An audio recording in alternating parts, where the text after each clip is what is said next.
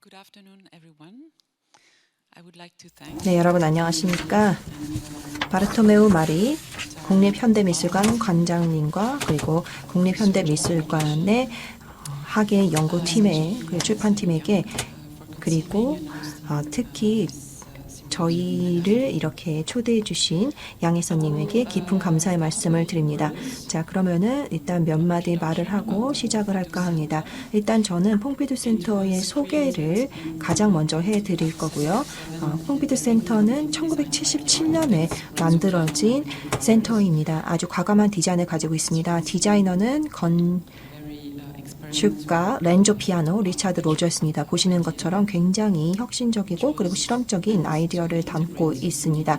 그래서 새로운 그 미디어 전시관을 처음부터 넣고 설계가 되었는데요. 퐁피두 센터 같은 경우에는 지금 현재 4개의 기관들이 들어가 있습니다. 저희 국립현대미술관뿐만이 아니라 아주 여러 다른 기관들이 들어가 있는 혼종체라고 할 수 있겠습니다. 두 번째로 들어가 있는 기관은 음향음악연구원 피에르 블레즈가 디자인을 했고요. 그리고 세 번째로는 프랑스 최대 무료 공공도서관이 있고 그리고 네 번째로는 문화개발부도 들어와 있습니다. 그래서 이곳에서는 아주 다양한 공연예술과 영화 그리고 학습 프로그램들을 주최하고 있습니다. 그러니까 처음부터 저희는 다중행정 구조를 가지고 설계가 된 겁니다. 그래서 보존과 연구와 전이와 이전과 그리고 창조 작업들을 각각의 시간성과 핵심 관람객을 가지고 발전시킬 수 있기 위해서 노력을 했습니다. 이런 상황 속에서 국립현대미술관은요, 어떻게 보면 활동신경계의 원천으로 기능을 했다고 할 수 있겠습니다. 소장 작품만 11만 점이 넘습니다. 그리고 시기적으로 살펴보면 20세기 초부터 지금까지의 작품들을 가지고 있고요. 모든 예술 장르를 망라하고 있습니다. 회화, 조각, 소묘, 건축, 디자인, 사진, 시네마, 뉴 미디어, 다중미디어 설치뿐만이 아니라 예술가들의 그런 서적과 그리고 다른 보관 자료들도 가지고 있습니다. 주제별 탐구 영역에 따른 전시로 근대와 현대 예술을 다루고 있는데요. 여기가 이제 실제 저희 그 건물의 외관 입니다. 그래서 파리 건물 안에서 전시회가 이런 개최가 되기도 하고요. 그래서 보면은 꼭 안쪽에 있는 것이 바깥에 나와 있는 구조로 되어 있습니다. 아주 특이한 구조라고 할 수 있겠고요. 그런데 이런 퐁피두 센터 내뿐만이 아니라 저희가 센터를 벗어난 다른 곳에서도 전시회를 하고 있습니다. 그래서 메츠나 말라가나 브뤼셀이나 앞으로는 상하이에도 저희가 퐁피두 센터 임시관이 문을 열게 될 텐데요. 이런 데서도 저희의 전시회를 하고 있습니다. 덕분에 저희한테는요. 이 역사적인 건물은요 좀 작습니다. 보시는 것처럼 또 저희가 확장을 할 만한 공간이 주변에도 없습니다. 바로 도심에 위치해 있기 때문에요. 그래서 저희가 이 좁은 공간에 한정되지 않고 순회점을 가짐으로 인해서 외부로 가고 그리고 좀 더 예술의 역사에 있어서 대안적인 시각을 가지고 실험을 할 수 있는 여지를 가질 수가 있게 됩니다. 세계시민주의나 국제주의, 세계화에 관한 질문들은 지금 모더니즘과 그리고 후기 모더니즘 예술사에 있어서 핵심을 차지하고 있기 때문에 저희는 저희의 컬렉션들을 다양하게 전치를 시키고 그로 인해서 다른 컨텍스트와 관객을 만남으로 인해서 이 문제를 해결할 수 있다고 믿고 있습니다. 퐁피두 센터 같은 경우에는 아주 오랜 역사를 가지고 있는 거대 예술 기관이라고 할 수 있기 때문에 제가 아주 자세하게 모든 활동들을 말할 수는 없겠고요. 저희가 그동안 했었던 아주 과감한 실험과 그리고 전시 형태에 대해서 하이라이트를 골라서 말씀을 드리고 현황에 대해서 말씀을 드리도록 하겠습니다. 지금 신기술과 그리고 후기 모더니즘 이후로 제가 말하고 있겠는데요. 저희는 미디어 아트와 관련을 해서 퐁피두 센터의 역사를 생각해 보면은 아주 다양한 역사적인 랜드마크가 존재하고 있습니다. 그 중에 하나는요, 가장 처음부터 있었던 뉴 미디어관의 존재라고 할 수 있겠습니다. 1975년 개관할 때부터 뉴 미디어는 존재를 하고 있었는데요. 여기서는 비디오 팁이나 영화들도 다 있습니다. 보시는 것처럼 초기 영화들도 있었고요. 그리고 1972년에 피터 캠퍼스 인터페이스도 있고 댄 그람의 프레젠트 컨티뉴어스 파스도 있습니다. 1974년작입니다. 그리고 지금 이 컬렉션을 구축을 했었던 그 큐레이터는요. 2014년까지 크리스틴 반 아시가 저희 큐레이터를 맡았습니다. 그래서 여러 작품들을 제작 의뢰를 하기도 했는데요. 지금 저희 예술가들에게 커미션을 주게 되는 유일한 부서라고 할 수 있겠습니다. 그래서 그때 제작 의뢰를 했었던 작품들이 21세기 초까지 이어졌습니다. 그거는 이제 공공 재정이 좀 부족해서 그만큼 오래 걸렸던 것입니다. 제작했던 것들을 실제적으로 의뢰를 했던 것들을 실제적으로 제작하기까지 오랜 시간이 걸렸던 것입니다. 그래서 그때 의뢰를 했었던 작품들로 아주 다양한 비디오 아트 제품이 나오게 됐습니다. 그 중에 하나가 백남준의 1985년 아크 더블 페이스입니다. 아주 기념비적인 작품이라고 할 수 있겠죠. 그래서 다다익선과도 연결이 되는 작품이라고 할 수 있겠고요. 그리고 뉴미디어 역사에 있어서 아주 큰 의미를 가지는 기념비적 작품들도 저희가 보유를 하고 있습니다. 크리스 마커의 제핑 존이 그중 하나이고요. 1990년에 제작이 된 설치 예술이죠. 그리고 레이몬드 벨로나, 캐서린 다이비드, 크리스틴 바나치의 파사지 들라무치가 있습니다. 여기 보시면은 초기의 애플 컴퓨터 버전을 보실 수가 있습니다. 그리고 그 주변에 TV셋이 에워싸고 있는 모양을 하고 있습니다. 그 다음에는 또 저희가 다른 전시회로 소닉 프로세스 음향의 새로운 지형이 있는데 2002년에 전시회입니다. 이 전시회에는요 아주 다양한 시청각 작품들이 들어와 있습니다. 그래서 음향으로 실험을 하는데요. 그 중에 하나가 에스프리 드 파리라고 해서 파리의 정신입니다. 마이크 켈리라고 하는 사람과 영국의 음향 아티스트인 스캐너의 공동 작품이라고 할 수 있겠습니다. 그래서 이런 그 전자 및 컴퓨터 기술에 대해서 저희가 이전부터 관심을 가지고 있었던 것이 1985년에 더욱더 확증이 되었다고 할 수 있겠는데요. 바로 이 머티리얼 혹은 탈물질이라는 주제를 가진 전시회입니다. 이 전시회 또한 기념비적인 실험을 했다고 할 수 있겠습니다. 그래서 음악학과 미디어와 그리고 커뮤니케이션 분야에서의 과감한 실험을 했는데요. 프로젝트를 처음 시작한 사람이 철학자 장 프랑스와 리오타드입니다. 이 사람은 1979년에 포스트 모더니즘에 대한 이론적인 논의에 참여를 해서 그것을 바탕으로 해서 포스트 모던의 조건, 지식에 관한 보고서라는 책을 내기도 했었죠. 그리고 그와 함께 티에리 차프라고 하는 디자인 이론가가 지금 산업 디자인 센터의 설계를 맡기도 했었는데요. 이분이 지금 이 둘이 미술과가 관련한 산업 디자인의 탐구와 수집의 플랫폼에 관한 이야기들을 하는 전시회라고 할 수 있겠습니다. 지금 보시는 것처럼 이렇게 미로처럼 보이는 전시회 공간이 구획이 되었습니다. 그래서 그 전시회를 가게 된다면 여기 이쪽으로 이제 건축학에 대한 사유와 함께 기술적인 간극에 대한 사유도 포함이 되어 있습니다. 그래서 이 탈물질화로 인해서 정보화 사회가 일으킨 탈물질화가 어떤 식으로 우리의 인본주의적 그리고 해방주의적 프로젝트의 모더니티 유산을 남기게 되었는가를 논하고 있는 작품이라고 할 수 있겠습니다. 철학적인 논쟁과 그리고 아주 혁신적인 아까 말했던 전시회 공간의 배치가 있었기 때문에 여기 지금 여러분들이 이렇게 참고를 하시라고 저희가 슬라이드를 넣게 되었는데요. 그래서 이런 철학적인 그런 선언과 그리고 혁신적인 공간 배치 덕분에 이 전시회에서는요 프로그램의 수준을 한 단계 높였다고 할 수 있겠습니다. 그래서 그를 통해서 미술관의 역할은 단순히 기존의 작품들에 대해서 중계를 하는 것뿐만이 아니라 실험과 비평의 무대를 사회에 열어주는 것이라는 것을 사람들이 이제 알게 되었습니다. 그리고 이제 고대 이집트 여기 보이시는 그 작품에서부터 그리고 현대 예술가들처럼 다양한 시기들의 작품들을 모두 다 한 장소로 가져오게 됩니다. 그리고 오브젝트의 범위도 굉장히 넓다고 할 수 있겠는데요. 이들은 서구 세계의 진화 과정들을 다 보여주고 있습니다. 그래서 산업 로봇 포토타입이나 위성 사진이나 아니면은 뭐 의료 사진 촬영 영상이나 홀로그램이나 아니면 다양한 그 냄새들 그리고 아주 작게 만든 극장들 굉장히 포스트 모던하다고 할 수 있겠죠. 그 다음에 여기에는 굉장히 상호작용적인 미디어 설치 작품들도 있고요. 그 밖에 아주 다양한 직업을 가진 사람들의 작업복들도 들어가 있습니다. 그래서 1980년도에 중요하다고 여겼던 직업들의 작업복들이 나와 있고 그 밖에 다른 실험적인 기구들과 함께 무엇보다도 PC가 들어가 있습니다. 그래서 PC를 관람객들이 직접적으로 작동을 할 수가 있고요. 이 전시회에서 가장 흥미로운 점이라고 한다면요. 바로 불투명성이라고 할 수 있겠습니다. 저희가 메쉬월로 이렇게 미로를 만들어 놨습니다. 그리고 관람 관람객들 같은 경우에는 무선 헤드셋을 쓰게 되고 귀로 정보를 들으면서 각각의 구역들을 돌아다니게 됩니다. 그래서 그를 통해서 무형의 그리고 무명의 이제 디자인들을 직접적으로 보게 되면서 서로 관련되어 있지 않은 오브젝트들 간의 굉장히 극단적인 병치를 보게 됩니다. 그래서 이제 하나의 단일한 내러티브를 주기보다는 이 타임월드 전시회 같은 경우에는 가장 많은 관람객만큼 다양한 내러티브를 적용하게 되는데요. 특히 이제 마그네틱 카드를 가지고 가서 자신이 이제 전시관을 돌아다닌 그 통로를 나중에 프린트아웃 할 수 있게 만든다는 아이디어까지는 실현을 하지는 못겠지만은요.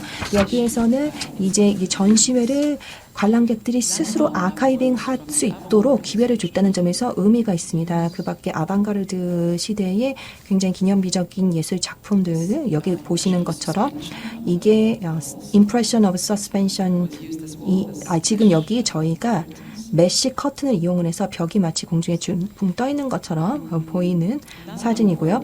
그래서 기념비적인 작품들 그리고 아방가르드 작품들이 있습니다. 그래서 카스미르 멜레비치의 아키텍톤이라고 하는 작품들도 있었고요.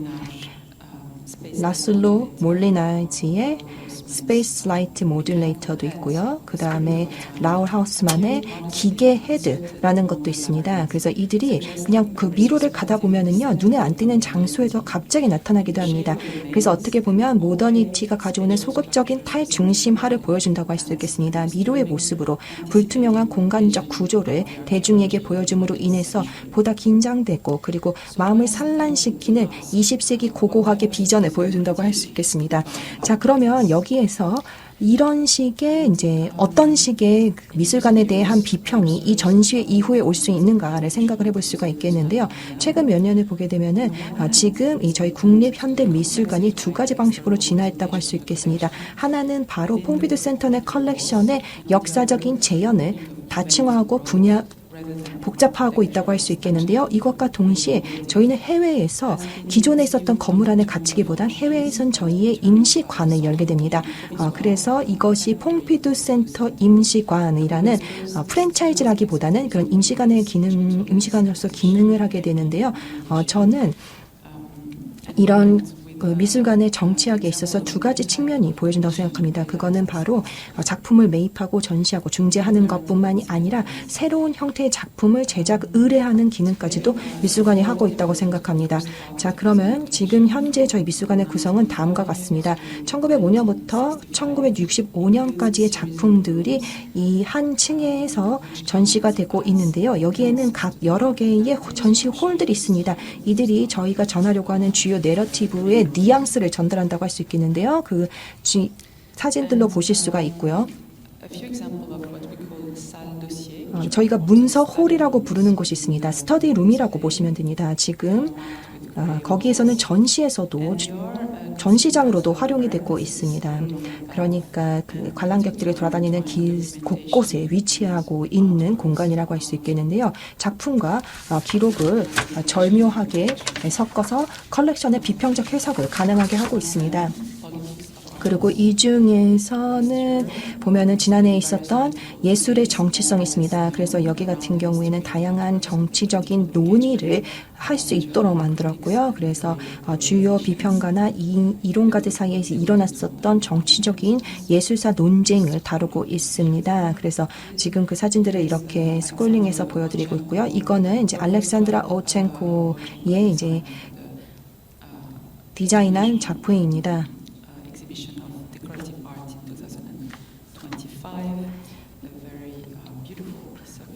2025개 크리에이티브 아트라고 하는 주제로 유토피아적 아방가르드 작품이 여기 나와 있는데요.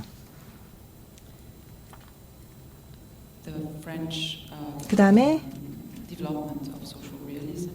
프랑스의 사회 리얼리즘이 어떤 식으로 발전해 왔는지를 보여주고 있는 공간이었고요. 그리고 또 다른 주제로는 듣는 눈이라는 것이 있습니다. 여기 보게 되면은 시각예술과 음악과 음향 그리고 시가 20세기에 어떤 식으로 발전하는지 그 각 장르마다 대화를 하고 있다는 것처럼 전시를 디자인한 건데요.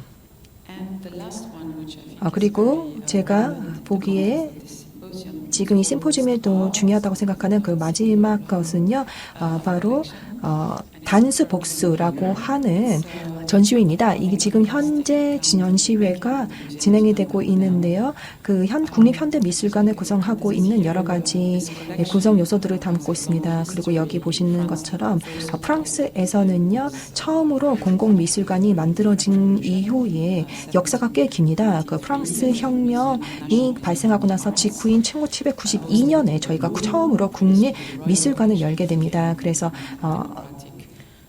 처음에는 왕정을 위해서 있었던 그 미술관들이 이제는 시민들을 위한 좀 더 민주화된 공간으로 변화하는 계기가 되었는데요. 그리고 저희는 1930년대 같은 경우에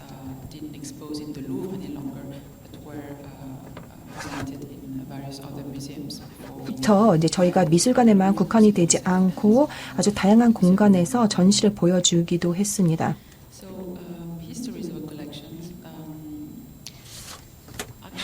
그 다음 이제 컬렉션의 역사라고 하는 저희의 또 다른 문서홀, 스터디룸이 있는데요. 여기에서 또한 이 미술관들이 그동안 만들어야만 했던 정치적인 어떤 합의 사항들의 내용들을 보고 있습니다. 그래서 여기 보시는 것처럼 이 회화 작품들은 대부분 저장고에서 자신의 인생을 시작을 하게 되죠. 그 다음에 이제 미술관들이 골라가야만 그 미술 작품들이 대중 앞에 모습을 드러낼 수가 있습니다. 그래서 그런 것들을 보여주고 있고요. 그리고 이거는 좀 더 흥미로운 사례라고 할 수 있겠습니다. 이탈리아 그 정부, 파시스트 정부가 프랑스 정부에 기증한 작품들입니다. 1920년대에 기증이 되었고, 그리고 프랑스 정부가 이제 받아들여서 지금 현재 저희 때 공개가 안 됐었는데 저희 이제 퐁피두 센터에서 들어와 있는 것이고요.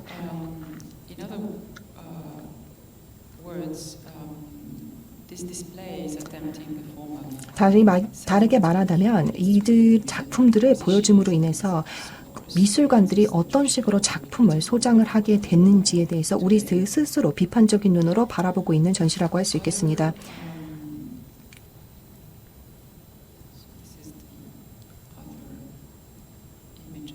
네, 그 밖에 그 같은 전시회 시리즈의 사진들이 나와 있고요. 그 다음에 또 저희가 실험을 하고 있는 또 다른 공간으로는요, 다른 층에 위치하고 있는 공간입니다. 그래서 1965년부터 21세기의 작품들을 담고 있는 현대 전시 공간, 현대미술 전시 공간이라고 하겠습니다.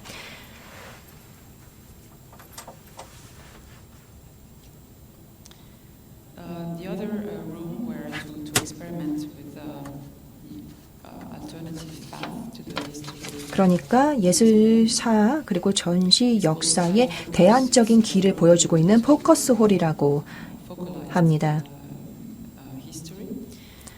역사를 중심으로 펼쳐지고 있는 공간인데요. 그래서 최근에 저희가 매입한 작품들, 그리고 복원을 하거나 기증을 받거나 아니면 협업으로 인해서 얻게 된 작품들을 전시를 하고 있습니다. 지금 여기에서는 모던 초국가적인 예술 형태의 앙상블을 그려내고 있습니다. 그래서 이응노의 시리즈 작품들이 들어가 있는데요. 최근에 저희한테 기증이 된 것입니다. 14점의 회화와 그리고 소묘, 그리고 3점의 조각 작품들이 포함이 되어 있습니다. 그 다음에 또 여기 라티프 모히딘 전시회에 전시가 되었던 파고가 있습니다. 어저께 또 언급이 되었던 전시회인데요. 그때 저희가 싱가포르의 내셔널 갤러리와 협업을 통해서 진행을 한 전시입니다. 그래서 이런 공간들을 보게 되면 미술관의 정치가 무엇인가, 그리고 세계화와 관련된 정치가 어떻게 펼쳐지고 있는가를 보여주고 있습니다. 그리고 국립현대미술관 같은 경우에는요, 각 지역별로 전시 공간을 구획하고 있지 않습니다. 그래서 대륙별로 저희가 전시 공간을 나누는 그런 인위적인 방법은 사용하고 있지 않습니다. 그것보다는요, 단일의 연구 분야별로 저희가 전시 공간을 나누고 있고요. 그래서 큐레이터들이 개발한 전시 컬렉션들이 각 공간마다 주어지게 됩니다. 그래서 큐레이터들의 전문 범위나 아니면 현재 진행되고 있는 프로젝트가 전시 공간을 구획하게 되는데요. 이 모던 시기를 보게 되면은 연구가 문화, 지적인 프랑스와 외국 국가들이 20세기에 어떤 식으로 문화 그리고 지적인 분야에서 서로 연결을 하고 그리고 대화를 했는지 그 역사를 짚어보는 프로젝트 내용을 담고 있습니다. 자, 근데 여기서 좀 제가 뛰어넘어가도록 하고요. 이런 대안적인 시각을 보여주는 또 다른 공간은 갤러리 제로라고 하는 공간입니다. 이것 또한 현대 예술의 고전적 전시 형태를 벗어나는 그 실험적인 큐레이션을 담고 있다고 할 수 있겠습니다. 그래서 미래의 기억, 인디 앤 모더니티가 가장 최근의 사례라고 할 수 있겠고요. 캐더린 데이비드가 큐레이션을 한 것입니다. 그래서 이거를 보게 되면은 리서치 기반 프로젝트들이 전시로 바로 가기보다는 리서치 기반 연구를 하게 되고 그리고 그것이 작품의 매입으로 이어지게 된다라는 것들을 보여주고 있고요. 아마 베니타 퍼시얼의 작품 트라이엄펄 엔트리가 좋은 예가 될 것입니다. 자, 그 다음에 제가 아까 말했던 퐁피두 센터 임시관으로 저희의 컬렉션을 보내서 그 작품들을 전시하는 사례에 대해서 알려드리도록 하겠습니다. 카날 퐁피두 센터 같은 경우에는 최근에 브뤼셀에서 문을 열게 된 프로젝트라고 할 수 있겠는데요. 1930년대에 창고로 사용되어 있었던 공간을 저희 전시 공간으로 활용을 하는 것입니다. 그러니까 저희 센터에서는 과거 미술관과 전혀 상관없었던 공간으로 과감하게 저희의 범위를 넓히고 있다고 할 수 있겠습니다. 그래서 엄청나게 많은 팀원들이 동원이 되어서 공간을 탈바꿈을 했는데요. 여기가 이제 산업시대에 유물로 있었던 거의 3만 제곱미터의 엄청나게 넓은 공간입니다. 그래서 이것이 전시 공간으로 저희가 활용을 하게 되었고요. 그래서 그 사례들을 슬라이드에서 보실 수가 있습니다.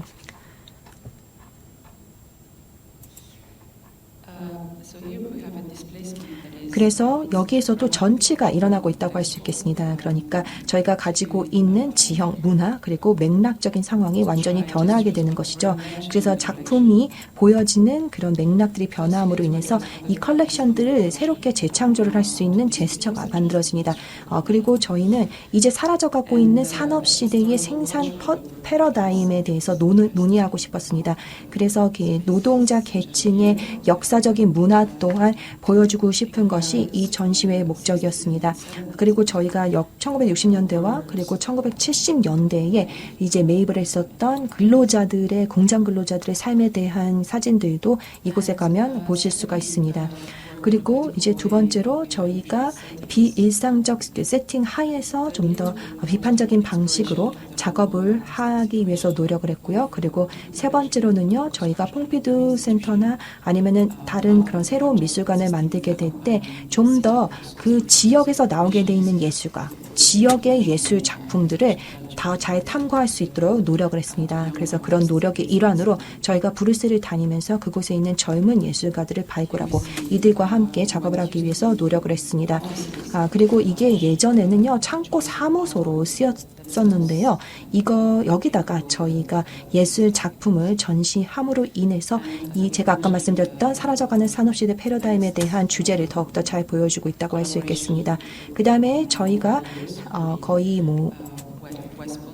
5년 동안 상하이의 웨스트본트 뮤지엄을 열게 되는데요. 2019년에 개관을 하게 됩니다. 그때 이제 저희가 중국 컬렉션을 보여줄 겁니다. 퐁피두 센터에서 중국 예술가들의 컬렉션은 굉장히 중요합니다. 아시는 것처럼 중국인 예술가들은요, 중국으로 다시 돌아가기 전에 프랑스에서 유학을 하게 된 경우가 많습니다. 그래서 중국으로 다시 돌아가서 항저우 예술학교나 아니면 카파라고 하는 자신들만의 예술 교육기관들을 중국에 만들기도 했는데요.